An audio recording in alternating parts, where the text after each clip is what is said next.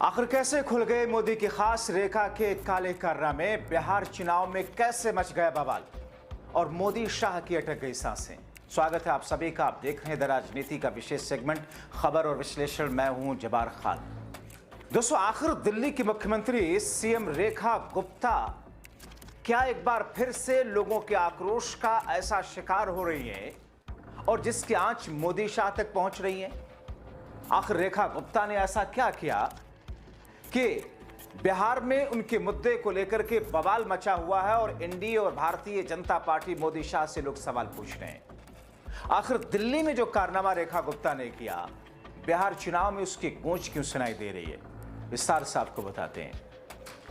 दोस्तों, कुछ महीने पहले जब दिल्ली के विधानसभा के चुनाव हुए तो उससे पहले अरविंद केजरीवाल की सरकार 2013 के बाद से लगातार जिस तरीके से रही, भारतीय जनता पार्टी के नेता, प्रवक्ता, यहां तक कि ये मोदी शाह के रहमो करम पर दिल्ली की गद्दी पर बैठी हुई रेखा गुप्ता, इन रेखा गुप्ता के आप ट्वीट उठा करके देख लें अगर उस वक्त के सोशल मीडिया पर, तो लगेगा जैसे किसी सड़क छाप शख्स ने, किसी बदजुबान निहायत ही वाहियात किस्म की भाषा बोलने वाले, गली के गुंडे जैसी भाषा बोलने वाले, गंदी भाषा बोलने वाले शख्स ने वो ट्वीट किए हो।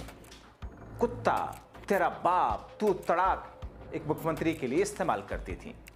मगर अब इनके कारनामे जो सामने आ रहे हैं और इनके रहते हुए जो कुछ हो रहा है, उससे दिल्ली की जनता पूछ रही है कि रे रेखा जी, मोदी के रहमो करम पर बने हो, ये कारनामे कहां ले जाओगे? दोस्तों, देश की राजधानी दिल्ली, आपको याद है ना कि वो नॉन बायोलॉजिकल साहब जब गुजरात से दो भैये पहुंचे दिल्ली और उसके बाद में एक भाई पहुंचा बनारस में, तो कहा कि दोस्तों, मैं यहां आया नहीं हूं, मां गंगा ने मुझे बुलाया है, मैं काशी को क्योटो बना दूंगा। दिल्ली को पेरिस से बेहतर और खूबसूरत, स्विट्जरलैंड से बेहतर और खूबसूरत, साफ सुथरी हवा वाली बनाने की कोशिश की बात बार बार कही गई। मगर इस वक्त आपको पता है, दिल्ली गैस चैम्बर बना हुआ है। हवा में जहर इतना कि सांस लेना खतरे से खाली नहीं।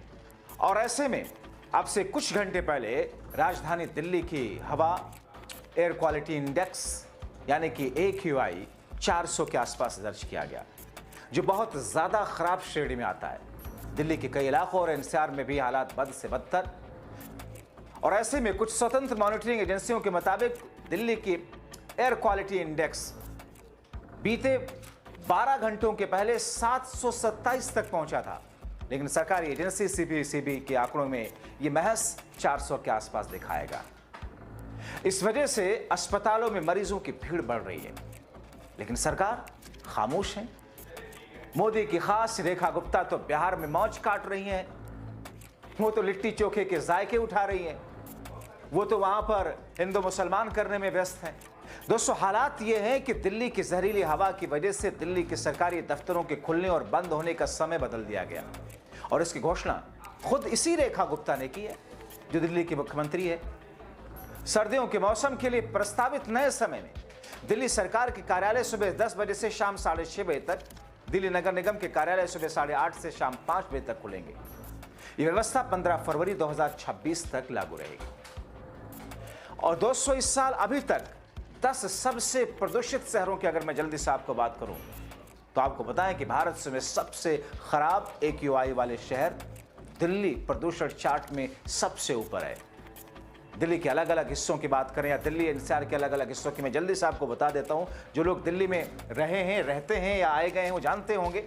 दिल्ली का प्रमुख चौराहा ITO सुबह 8 बजे तक 400 के आसपास AQI था। मुंडका 400 के आसपास AQI था, जो बद से बदतर होता है। CPCB के अनुसार दिल्ली का एक और हॉटस्पॉट आनंद विहार 450 के आसपास था। गाजियाबाद, वसुंधरा क्षेत्र 400 के आसपास। नोएडा का सेक्टर 62 के इलाका 400 के आसपास। हापुड़ और दूसरे इलाकों में इसी किस्म की स्थिति वहां पर देखने को मिली। दोस्तों, यानी कि अगर कोई दमे का मरीज है, अगर कोई बीमार शख्स है, तो बद से बदतर उसकी हालत हो जाएगी। अब दोस्तों, ऐसे में दिल्ली सरकार खामोश क्यों है? केंद्र की सरकार खामोश तो है। यह देश की राजधानी दिल्ली के साथ विडंबना है कि जब बारिश होती है, जरा सी बारिश में दिल्ली की सड़कें, दिल्ली के अंडरपास, दिल्ली की चौड़ी चौड़ी सड़कें, गलियां गटर जैसी हो जाती हैं। आप दिल्ली में चलते होंगे तो आपको अंदाजा होगा, नाले समय पर साफ नहीं होते, और उसके बावजूद रेखा गुप्ता शान से कहती हैं हमने तो दिल्ली को बदल डाला। ये वही रेखा गुप्ता है जिन्होंने एक नकली यमुना घाट ही क्रिएट कर दिया था दोस्तों, ताकि मोदी साहब जब वहां नहाने के लिए आए छठ पूजा पर तो फिर उनको किसी तरह की कोई दिक्कत ना हो। ये वही रेखा गुप्ता है कि जब बारिश होती है तो मुश्किल, छठ के वक्त में गंगा यमुना का घाट साफ नहीं, और सर्दियों में इस किस्म के हालात जो बद से बदतर लोगों के लिए।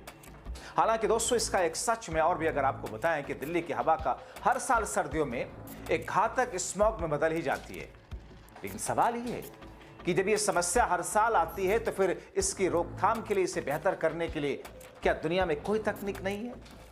अभी रेखा गुप्ता ने कृत्रिम बारिश की कोशिश कराई, कहा यह गया कि साहब पैसे खा लिए गए लेकिन बारिश नहीं हुई। दोस्तों दिल्ली में सांस लेना मुश्किल किस तौर पर है, स्वास्थ्य पर गहरा असर कैसे है? दिल्ली के सीएम और मोदी के रहमो करम पर दिल्ली की गद्दी पर बैठी रेखा कहां सो रही थी? क्यों नहीं इसके लिए कोई कदम उठाती? दिल्ली की हवा में वाहन और उद्योगों से उड़ने वाले प्रदूषित कण दिल्ली एनसीआर के लिए बहुत हद तक जिम्मेदार है। इस बार सुप्रीम कोर्ट ने दिवाली पर ग्रीन पटाखे फोड़ने की इजाजत दी। मैं तो सुप्रीम कोर्ट के उस फैसले को लेकर आश्चर्यचकित था दोस्तों कि सुप्रीम कोर्ट कैसे यह फैसला दे सकता है। बहुत सारे लोगों ने सवाल उठाया, लेकिन ठीक है, सुप्रीम कोर्ट के सामने जो अपील रखी गई, सुप्रीम कोर्ट से जो आश्वासन दिया गया, आश्वासन तो अयोध्या में भी दिया गया था कल्याण सिंह के वक्त में, और उसके बाद 92 में क्या हुआ आपने देखा।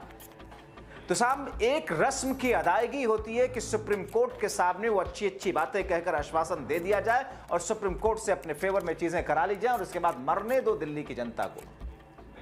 अब ऐसी स्थिति में सुप्रीम कोर्ट ने इजाजत दी थी ग्रीन पटाखा फोड़ने की, लेकिन लोगों ने धूमधाम से लगातार हर किस्म के पटाखे फोड़े।